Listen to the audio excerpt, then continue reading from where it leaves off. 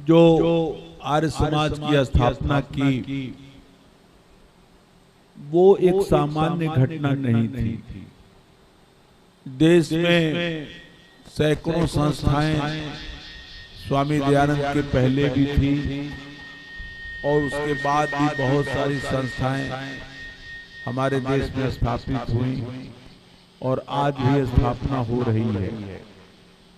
लेकिन स्वामी दयानंद का कार्य सबसे विलक्षण है और उसका कारण जहां उनका व्यक्तिगत चरित्र है, व्यक्तिगत जीवन है, जहां उनकी सामाजिक साधना है, उनकी तपस्या है, उनका योगाभ्यास है, उनका आजीवन नैष्ठिक ब्रह्मचर्य है। इसके साथ साथ स्वामी जी की एक और दृष्टि थी। उन्होंने बड़ी गहराई से भारतवर्ष के इतिहास को परखा था और स्वामी जी ने अपनी भारत की जितनी प्राचीन परंपरा है, प्राचीन संस्कृति है, उसमें कैसे कैसे दोष आ गए, कैसे कैसे उसमें कुरीतियां आ गईं, अंधविश्वास आ गए, पाखंड आ गए, उसको बहुत गहराई से देखा और उस पर बहुत ही गंभीरता से विचार किया। विद्वानों ने 200 वर्षों का काल, खास करके 1750 ईस्वी से लेकर के 1950 ईस्वी तक 200 वर्षों का जो भारतवर्ष है, हमारी वर्तमान जो आजादी हम लोग मनाते हैं 15 अगस्त 1947 को, लेकिन मोटे तौर पर भारतवर्ष के 200 वर्षों का जो इतिहास है 1750 से 1950 तक, वो हमारी जड़ता का, हमारी गुलामी का, हमारी अंग्रेजों से पराधीनता का इतिहास है। और उस काल में स्वामी जी के पहले एक संस्था स्थापित हुई थी जिसका नाम ब्रह्म समाज था और ब्रह्म समाज की स्थापना 1828 ईस्वी में राजा राम मोहन राय ने की। मैं समझता हूं कि भारतवर्ष के उद्धार के लिए, पुनरुद्धार के लिए, पुनर्जागरण के लिए, नव जागरण के लिए ये पहली संस्था थी। काल की दृष्टि से, समय की दृष्टि से ब्राह्म समाज पहली संस्था थी। और स्वामी दयानंद ने जो आर्य समाज की स्थापना की 1875 ईस्वी में, उसके आसपास हमारे देश में कई संस्थाएं स्थापित हुई। एक का नाम मुनि समाज, देव समाज, प्रार्थना समाज, परम हंस सभा, परम आत्मीय सभा, नव विधान समाज, आदि ब्रह्म समाज, थियोसॉफिकल सोसाइटी। और उसी क्रम में 1885 ईस्वी में कांग्रेस का भी स्थापना हुई। 1885 ईस्वी में ये सारी संस्थाएं हमारे देश में पैदा हुई और जब स्वामी जी के आसपास ही सब ये संस्थाएं हुई। मैं आज इस बात पर प्रकाश डालना चाहता हूं कि उसमें आर्य समाज की सबसे विलक्षणता क्या है। क्योंकि आप पढ़ते होंगे या आपने देखा होगा जो अन्य संस्थाएं थी, हाँ कुछ आवाज,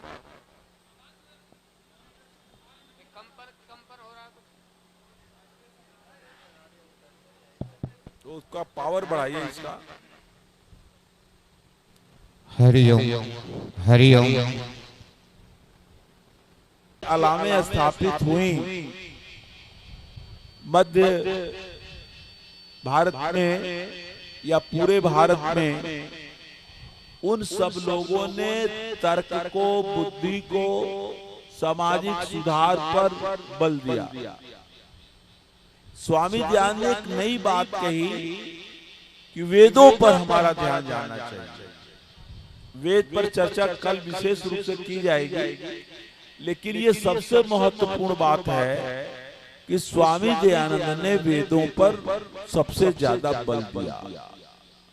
आप इसी से अनुमान लगा लीजिए कि यही मथुरा नगर है यदि कोई आर्य समाज का व्यक्ति मेंबर होगा मथुरा शहर में, तो उसके घर में जो पुस्तकें होंगी उन पुस्तकों का संबंध वेदों से जरूर होगा। अधिकांश लोग तो वेद रखे होंगे, नबी वेद रखे होंगे, तो वेद मंत्रों का जो चयन है 100 मंत्रों का वेद सत्कम करके वो जरूर होगा। वेद प्रवचन होगा या वैदिक विनय होगा, वेद मंजरी होगी, कोई ना कोई वेद से संबंधित पुस्तक जरूर होगी।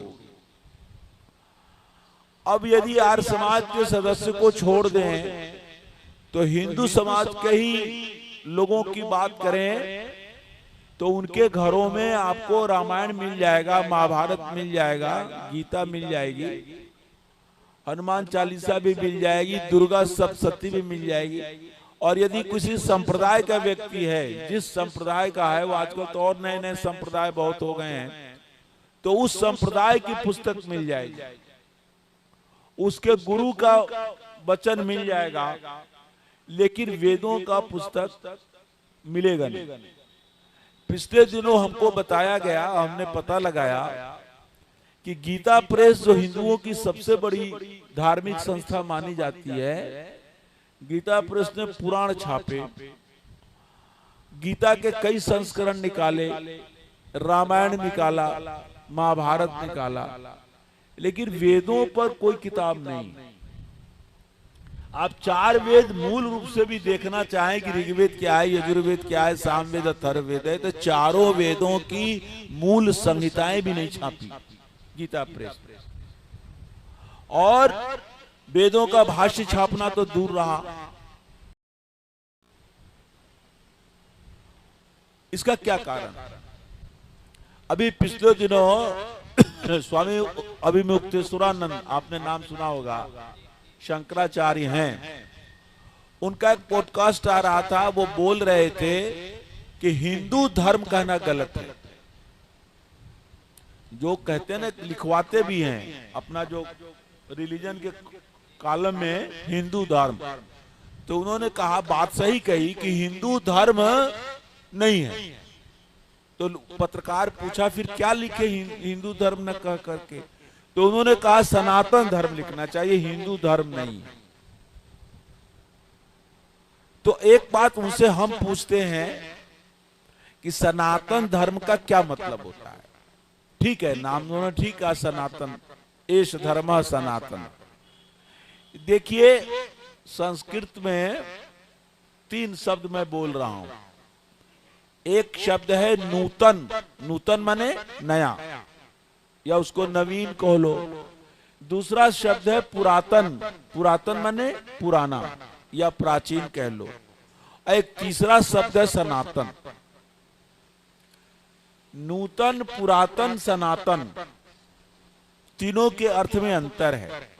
नूतन कहते नए को, पुरातन कहते पुराने को, और सनातन उसको कहते हैं जो पुराना भी हो और नया भी हो। आप कहेंगे ये कैसे हो सकता है? जो चीज पुरानी होगी वो नई नहीं होगी, और जो नई होगी वो पुरानी नहीं होगी। लेकिन ये कैसे हो सकता है कि पुराना भी हो और नया भी हो? हाँ, हो सकता है। जो भी चीज पुरानी होते हुए भी नहीं हो, वही सनातन है। आप कहेंगे जैसे ये पृथ्वी है, ये पृथ्वी बहुत पुरानी है। हम संकल्प में पढ़ते हैं तो 1 अरब 97 करोड़ ये सृष्टि संबत बोलते हैं, तो इतनी पुरानी तो है ही पृथ्वी।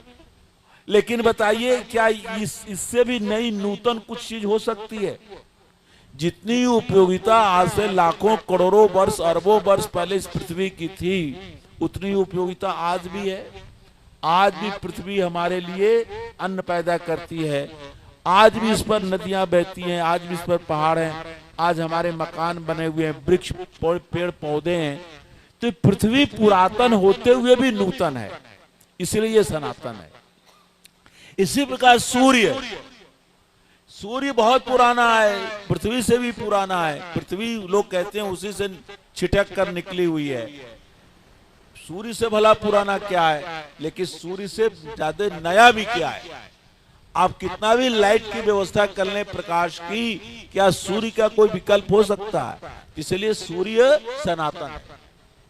तो मैं ज्यादा उदाहरण नहीं दूंगा, आपको बता रहा हूं कि जैसे सूर्य सनातन है, ये नूतन होते हुए भी पुरातन है, पुरातन होते हुए भी नूतन है। जैसे पृथ्वी सनातन है, ऐसे ही जो मान्यताएं, जो विचारधारा पुरानी होते हुए भी नई हो, जिसका कोई विकल्प नहीं है, वो सनातन है। स्वामी जी बड़ा अच्छा सुबह आज प्रवचन में स्वामी जी ने कहा कि भाई जो गणित है, गणित और विज्ञान सारे दुनिया की एक है, उसमें मतभेद नहीं है। ऐसे ही धर्म के मामले में भी होना चाहिए। जब परमात्मा ने ये सृष्टि बनाई, पृथ्वी बनाया, सूर्य बनाया, चांद बनाया, नदियां बनाई, पहाड़ बनाया, पशु पक्षी बनाए, कृमि कीट पतंग बनाए, तो जो धर्म है, जो धर्म वो भी परमात्मा का ही बनाया हुआ है। कि धर्म का मतलब होता है क्या करना चाहिए, क्या नहीं करना चाहिए। विधि निषेध रूप जो उपदेश है वही वेद है। धर्म मतलब क्या करें और क्या न करें, इसका जो उपदेश देता है उसी को धर्म कहते हैं। और ये धर्म मानव मात्र के लिए एक ही होना चाहिए। जैसे सच बोलना धर्म है तो हमेशा धर्म है, असत्य बोलना झूठ है। तो ये जो सनातन मान्यताएं हैं, जिसको हिंदू धर्म न कहकर सनातन कहना चाहिए, तो कम से कम इसकी वही पुस्तक सनातन मानी जाए जो सनातन हो। लेकिन आज जिसको हम सनातन धर्म कहते हैं, या जिसको कुछ लोग हिंदू धर्म कहते हैं, उनकी कौन सी किताब सनातन है? रामचरितमानस जिसका गांव गांव घर घर में प्रचार है, ये 400 वर्ष पुराना है, 450 वर्ष पुराना है। गीता जो है 5000 साल पुरानी है।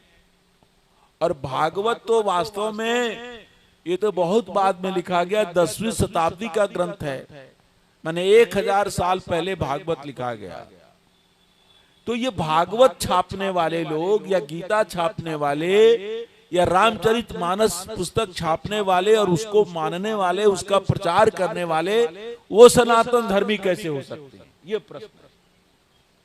सनातन है तो केवल वेद है, क्योंकि वेद दुनिया का सबसे पुरानी किताब है, पुराना पुस्तक है। और आज भी वेद जितना नूतन है, वेद की जितनी उपयोगिता पहले थी उतनी उपयोगिता आज भी है।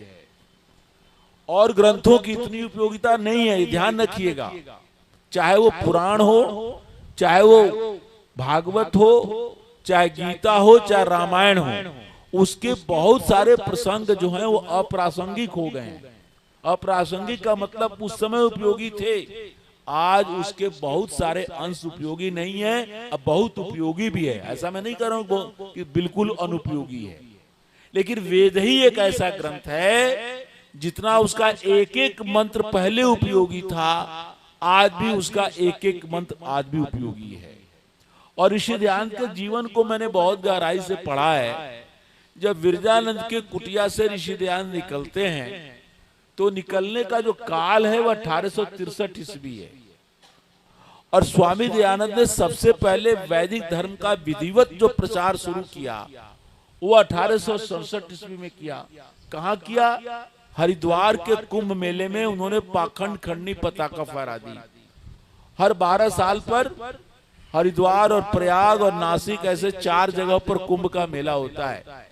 तो ऋषि दयानंद ने 1867 ईस्वी में कुंभ के मेले में हरिद्वार में पाखंड खंडनी पताका फहराई और विधिवत रूप से वैदिक धर्म का उपदेश देना प्रारंभ कर दिया। अब मैं इस पर विचार में लग गया कि स्वामी जी ने 1863 से लेकर 1867 के बीच में ये 4 साल का बहुत बड़ा समय होता है। जिस व्यक्ति ने 2.5 साल पौने 3 साल में इतना पढ़ लिया गुरु विरजानंद के चरणों में, इतनी उनकी प्रबल मेधा थी स्वामी दयानंद की, वो व्यक्ति 4 साल तक क्या करते रहे, 4 वर्ष तक क्या करते रहे। 4 वर्ष का जो जीवन मिलता है उनकी जीवनी में, तो वो बहुत साधारण सा दिखता है कि यहाँ गए वहां गए, कोई खास नहीं कोई बहुत बड़ा कार्य जो पाखंडी पताका फहरा देना, और 1867 के बाद स्वामी जी प्रबल वेग से, वायु वेग से प्रचार का प्रारंभ कर देते हैं। लेकिन 1863 और 1867 के बीच में 4 वर्षों में स्वामी दयानंद के जीवन को हमें पढ़ना होगा कि क्या किया उन्होंने। मुझे उसका उत्तर मिल गया। एक व्यक्ति थे छलेसर के, ये छलेसर जो है, मैं जब टूंडला से चलता हूं आगरा की ओर तो रास्ते में पड़ता है छलेसर, एक जगह है, हाँ छलेसर भी है। और वहां के ठाकुर मुकुंद सिंह थे, स्वामी दयानंद के भक्तों में थे, और उन्होंने, उनके और लोगों ने भी स्वामी जी से एक प्रश्न किया था। उस प्रश्न के उत्तर में जो स्वामी जी ने कहा, उससे पता चलता है स्वामी जी उन 4 वर्षों में क्या किया। उन्होंने कहा था, स्वामी जी मैं क्षत्रिय हूं, और क्षत्रिय को ब्राह्मण लोग भी कहते हैं, हमारे गांव के ब्राह्मण भी कहते हैं कि तुम क्षत्रिय हो, तुम मांस खा सकते हो। क्षत्रिय को मांस खाने का हक है, उसको पशु आदि का जो शिकार करने का भी हक है। तो स्वामी जी आप बताइए, क्या हम क्षत्रिय हैं? हम क्षत्रिय होकर मांस खा सकते हैं? वेदों में इसके बारे में क्या कहा है? एक व्यक्ति और था जिसने कहा, स्वामी जी हमें श्राद्ध करना है, पार्वण श्राद्ध करना है, और इसके लिए मैंने बकरा खरीद रखा है। उस बकरे की जो बलि और जो धार्मिक क्रिया होगी श्राद्ध की, वो मैं सबसे अच्छे पंडित की तलाश में हूं, और आपसे बड़ा पंडित संस्कृत का कौन है? इसलिए आप यदि मेरा ये श्राद्ध कर्म करा दें तो मेरे बहुत संतोष पैदा होगा। तो स्वामी जी ने दोनों के जवाब में जो बात कही वो सबसे बड़ी बात है, वही सुनने लायक है। उसको कहा ठाकुर को, जिसने कहा कि मैं ठाकुर हूं, क्षत्रिय हूं, मांस खा सकता हूं कि नहीं, और इस व्यक्ति ने जिसने कहा कि मैंने बकरा खरीद के रखा है, योग्य पंडित की तलाश में हूं जो पार्वण श्राद्ध करा दे, मेरे पुरखों का तर्पण हो जाए, मेरे पुरखे स्वर्ग में चले जाएं। तो स्वामी जी ने जवाब में कहा, क्या कहा वो सुनिए। स्वामी जी कहते हैं कि मैंने चारों वेदों के एक एक मंत्र पर बहुत गंभीर विचार किया है। ये बात सुनिए, स्वामी जी के शब्द हैं। पंडित देवेंद्रनाथ मुखोपाध्याय और पंडित घासीराम ने जो स्वामी दयानंद की बृहद जीवनी लिखी 2 भागों में, और जो 1933 ईस्वी में स्वामी दयानंद के देहांत के 50 वर्ष बाद आर्य साहित्य मंडल अजमेर ने छापा, तो उसमें साफ लिखा हुआ है, स्वामी जी कह रहे हैं मैंने वेद के एक एक मंत्र पर विचार किया हुआ है, गंभीरता से विचार किया हुआ है। और वेद में 20,439 मंत्र हैं चारों वेदों में, 10,522 मंत्र है ऋग्वेद के अंदर। कुछ लोग कहते हैं 10,552 मंत्र हैं, तो मंत्र उतना ही है, गिनने में भेद है। कुछ लोग उन्हीं मंत्रों को 10,522 मानते हैं, और कुछ लोग उन्हीं मंत्रों को 10,552 मानते हैं। इसलिए आप मंत्र संख्या पर मत जाइएगा, मंत्र उतना ही है, गिनने में भेद है। तो क्या भेद है छोड़िए, पंडितों की बात है। तो 10,522 मंत्र ऋग्वेद में हैं, यजुर्वेद में 1975 मंत्र हैं, सामवेद में 1875 मंत्र हैं, और अथर्ववेद में 5,777 के आसपास मंत्र है। उसमें भी कुछ मंत्र संख्या में भेद है, लेकिन कुल मिलाकर जो 20,439 मंत्र पर एक एक मंत्र पर स्वामी जी कहते मैंने विचार किया है। कैसे विचार किया? जब स्वामी जी निकले विरजानंद के कुटिया से, तो विरजानंद जी को वचन देकर निकले, और जो वचन दिया वो अद्भुत वचन दिया। जो उन्होंने गुरुदक्षिणा मांगी वो भी गुरुदक्षिणा अद्भुत मांगी। हम तो संस्कृत के विद्यार्थी रहे हैं, यहाँ के गुरु लोग ऐसी ऐसी दक्षिणा मांगते थे। किसी ने कहा अंगूठा कटवा लिया, किसी ने कहा हमारा जो साथी था उसको जीत कर ले आओ। तो कौरव पांडव गए और महाराज द्रुपद को बांध कर ले आए। एक गुरु ने कहा कि हमको 14 करोड़ सोने की मुद्रा चाहिए, अपने शिष्य से कहा, कौत्स नाम के शिष्य से वर्तंतु ने कहा। तो कहने का मतलब ऐसी दक्षिणाएं तो हैं, लेकिन भारतवर्ष के इतिहास में ये भी एक अद्भुत दक्षिणा है कि गुरु मांग रहा है, क्या मांग रहा है कि संपूर्ण भरत खंड में अंधकार फैला हुआ है, अविद्या का अंधकार फैला हुआ है, भारतवर्ष परतंत्रता की बेड़ियों में जकड़ा हुआ है, आर्ष ग्रंथों का प्रचार समाप्त हो गया है, अनऋषिकृत ग्रंथों का प्रचार बढ़ रहा है, सनातन वैदिक धर्म जो है पाखंडों और अंधविश्वासों से घिरा हुआ है, इन सब का उद्धार तुम कर सकते हो। ऋषि मुनियों के ग्रंथों का प्रचार हो और वैदिक धर्म का प्रचार हो, भारतवर्ष की परतंत्रता खत्म हो, इस प्रकार की गुरुदक्षिणा गुरुदंडी विरजानंद ने मांगी। और स्वामी जी ने एक क्षण भी देरी नहीं किया, लिखा है कि उससे सुनते ही स्वामी जी ने अपना सिर गुरु जी के चरणों में रख दिया और एक शब्द केवल बोले। वो शब्द क्या था? तथास्तु।